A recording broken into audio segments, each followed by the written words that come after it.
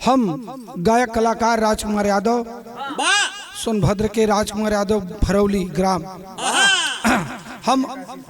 हम आप लोगन के आगे एक वीर रस गाथा सुनाने जा रहा हूँ। बिरहे का शीर्षक मेरे देश के नौजवान, आजादी 12 नौजवान कैसे ला सरद मास्टर।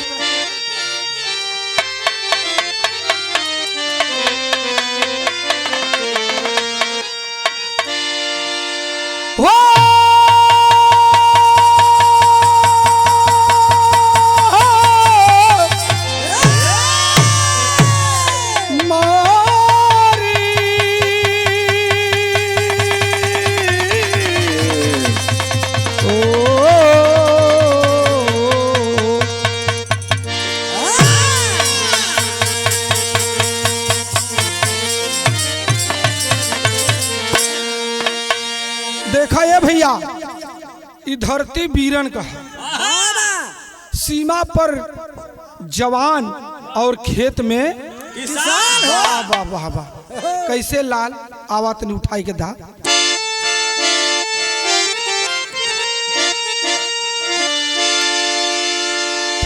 धरा है हमारी नहीं दोस्तों, तो बच्चों सपूतों का श्रृंगार है। इसका दाता वही, उसका मालिक वही, सहरहा गोलियां की जब बौछार है। कायरों का तो जीने से मरना भला, मानो धरती के ऊपर ये तुलभार है। कहे प्रेम कवि उसको धिक्कार है, जिनके दिल में नहीं देश का प्यार है।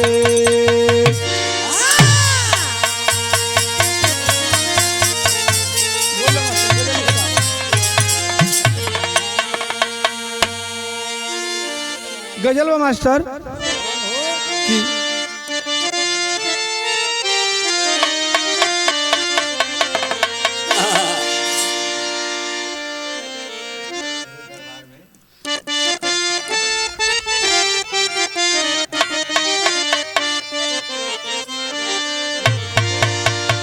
तेरे दरबार में चल कर करीना हम भी देखेंगे।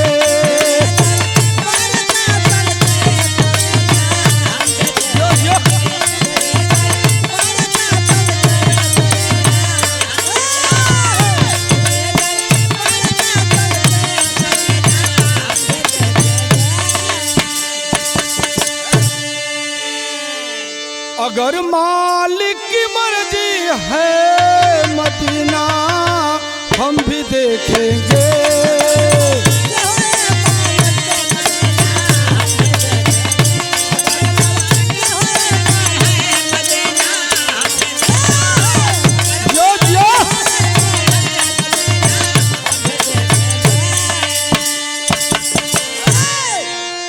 अगर मालिक की मर्जी है तो मदीना हम भी देखेंगे। कहे धरती सपूतों से मरो तू शान पे लड़के।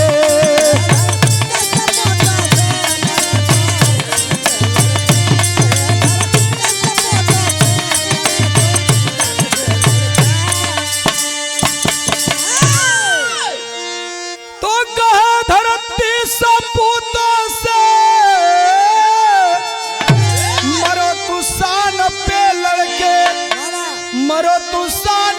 लड़के। भगा दो, अरे भगा दो, मार गोरों को करो ये लान ये लड़के।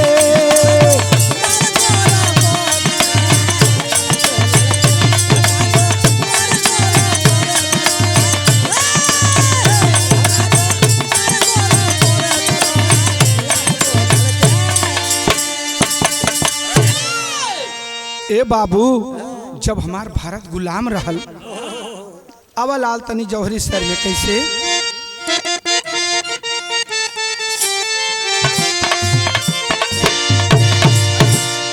लाल कि जब रही गुलामी जग में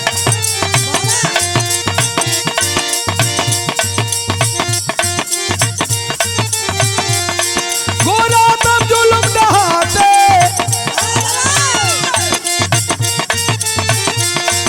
बंसी मदद से बच के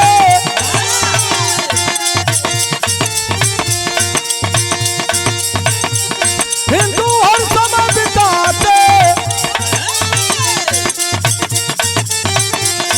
अगर कोई नहीं नवेली नजरों पे पड़ी दिखाई इज्जत को जान खिलौना जबरी लेते बुलवाई सलो नहीं समय गलिया वाला माँ के अंदर एक सुंदर सभा जुटा के सोने की चिड़िया भारत इसके बच्चे हम नामी मसीही बात का मत्था अब होगी नहीं गुलामी एक रहा गवर्नर गैर हो रही सभा सुनवाया एक भारी फौज बुला के बगीचा को घेरवाया गोली का हीरों पे जुल्म ढहाए मारा 379 1200 घायल पाए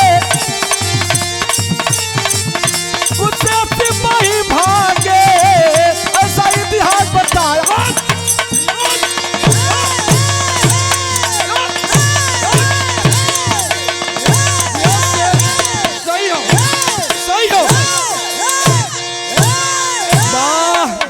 लाल हमार भारत का बतौलस मास्टर विदेशिया के लाइन रहा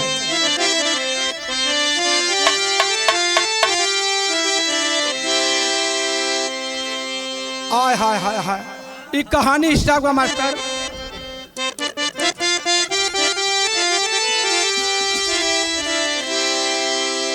ओह अमृतसर बगलिया के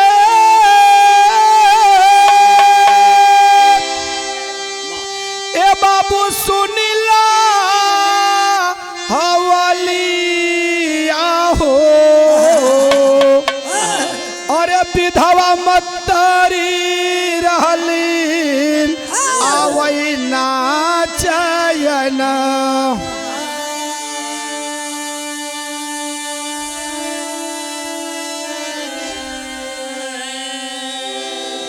रोई रोई दीनावा यौरी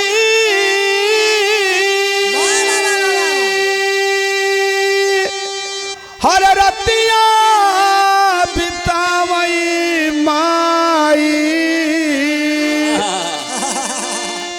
रहल उधम सिंह रे गोदी मेरा तना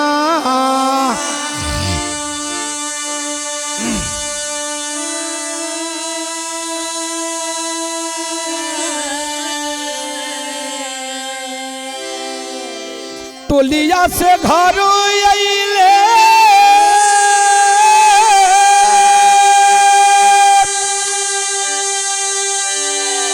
ए बाबू शेरावा सपुतावा हो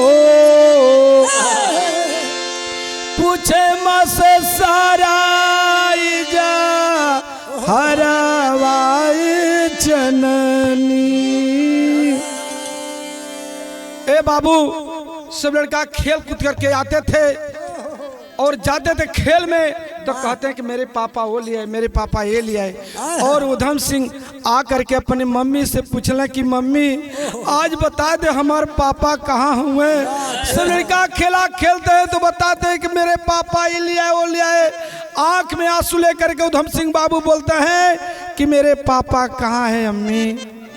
आय हाय ये बतिया जब पूछले उधम सिंह आंख में आंसू लेकर के बोले का बोले मास्टर गीत लगल है।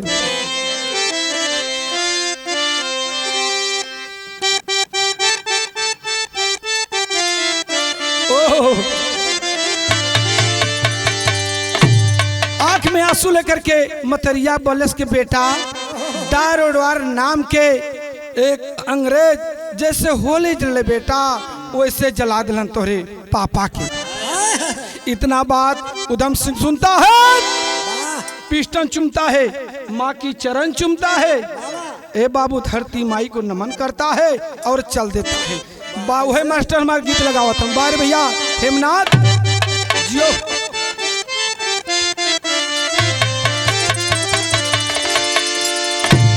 मतारी के बाद सुलस तक लड़का कैलस का बाबू कि तोरा नैहरे में तू गो यार बाकी तोरे संगमा ना जइबो।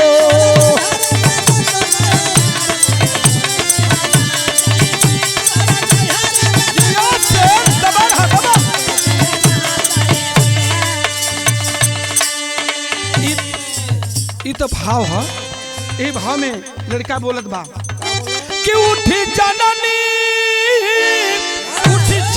की चूलमी फुहार हो जुझार चला देसवा में।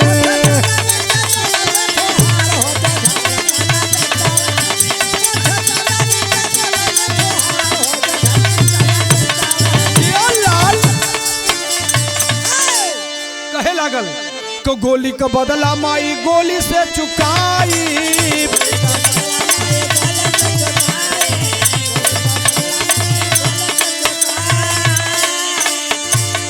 बन के गद्दार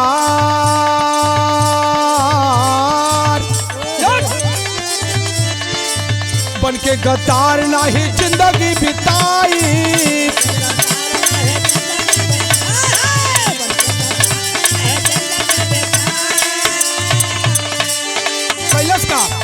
कि उठी खूनवा की जुलमी फुहार जुझार चला देसावा।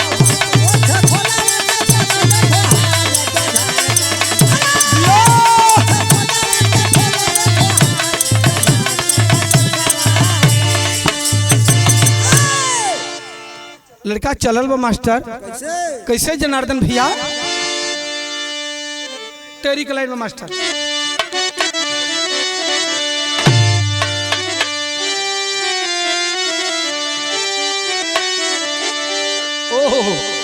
अरे कफन को सर पे बाधा नौजवान, अरे कफन को सर पे बाधा नौजवान।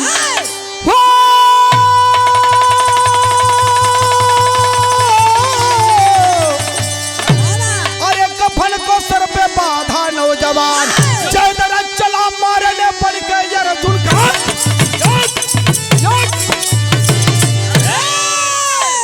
जयदरा चला मारने बन के अर्जुन कांधा कफन को सर पे बाधा नौजवान।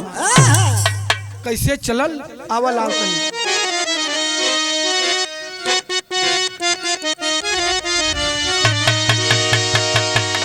जिया लाल यही भाव में हमार मास्टर बजौला है कि अरे माई हो लला नावा बेदा।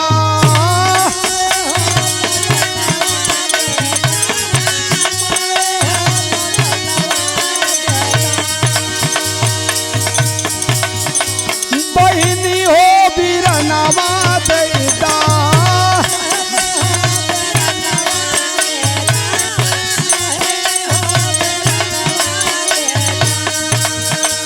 देशवा के खातिर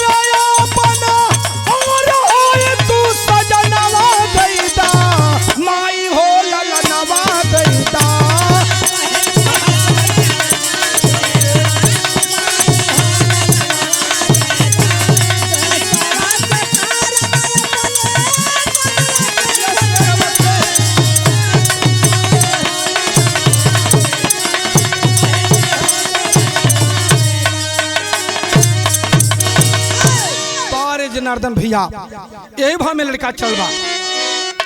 अरे चलत बा सुगनवा बयरी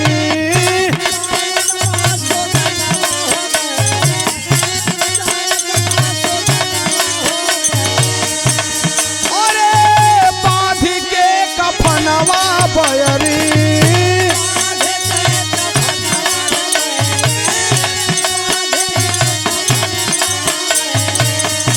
लंदना सहरिया अइले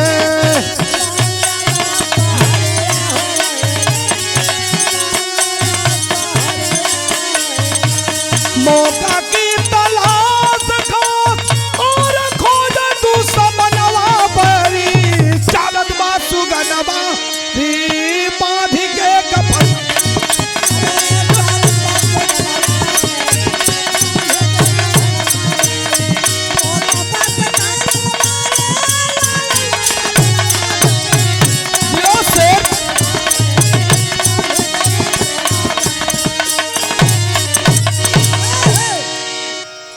उधम सिंह नौजवान जाकर के जलियांवाला बाग में जोहता था कि जो मेरे पिता को मारा है मैं चुन करके उसी को गोली मारूंगा। अवलाल पापट में थे।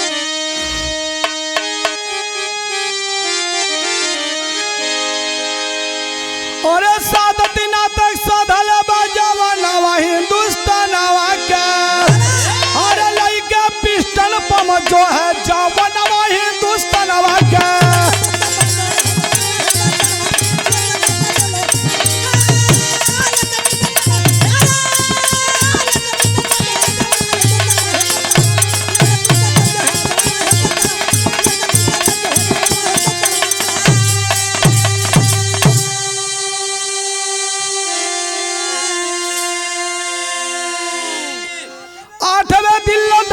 सुंदर सभा जुटू और बैठक में बम फेंक दिया रतनवा हिंदुस्तानवा के निकल वाली पहले तक तू फड़वा हिंदुस्तानवा के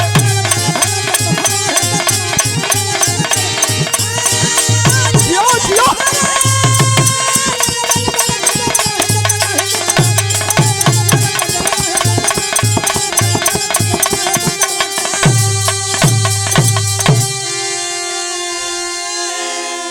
ए बाबू। 8वें दिन जब बीता तो वही उधम सिंह उठा करके बम फेंक देता है। दार और वायर की जब पारी आ गई तो जान गया कि ही दुश्मन ने मेरे पिता को मारा है। चुन करके गोली मारा धड़ाम से और मार करके उधम सिंह वही खड़ा चक रहा। आय हाय हाय ए मेरे दोस्त, जान से बढ़ करके मेरी धरती माता होती है। कैसे?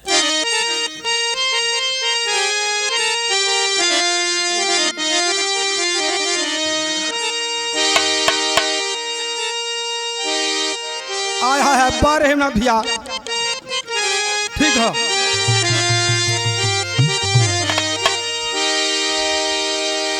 कि हर जनवा से बढ़ के होला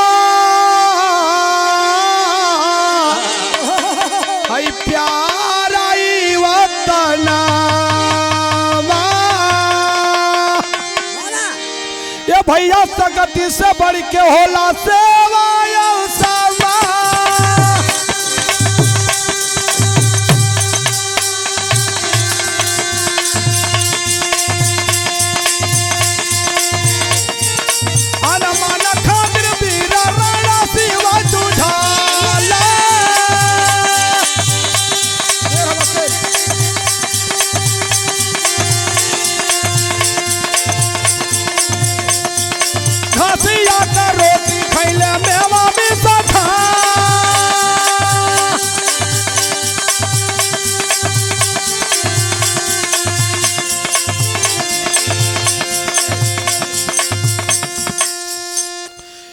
नंबर 1 के आधार हल और दूसरा के का कहलन यो से मारे मामा से काफी नीच निरदैया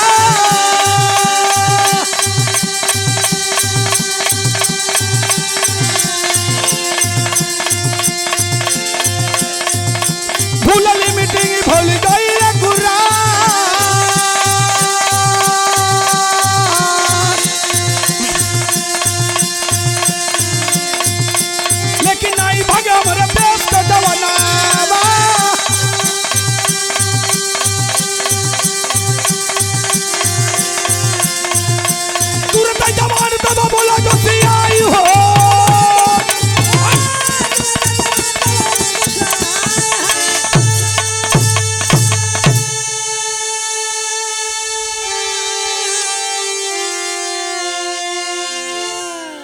मेरे दोस्त बम फेंक करके वही खड़ा हो गया उधम सिंह कि मैं भाग जाऊंगा तो मुझको कौन जानेगा कि पिता का बदला ले लिया। खड़ा होकर के वहां का कलेक्टर बोलता है कि कौन जी, कौन ऐसे बम फेंका और कौन गोली मारा। उधम सिंह नौजवान बटन खोल करके उस बीच में खड़ा हो गया बाबू और बोलल का आवा लाल,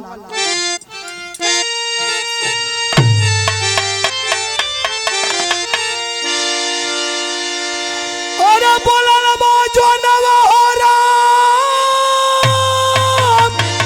बोलल बाजो नवा भारत माता के रतनवा, बोलल बाजो ना।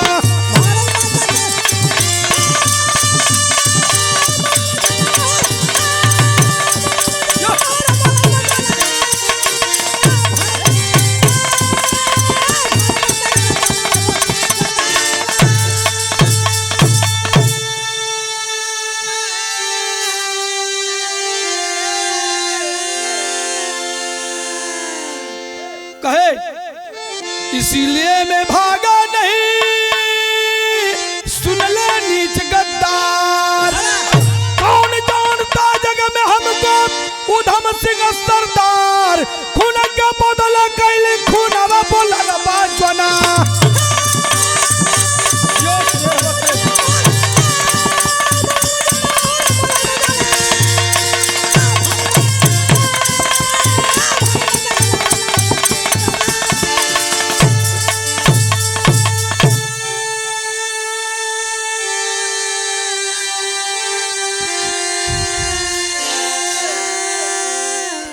तो गुरु कन्हैया गुरु लक्ष्मण जी की ना राम बरदानी।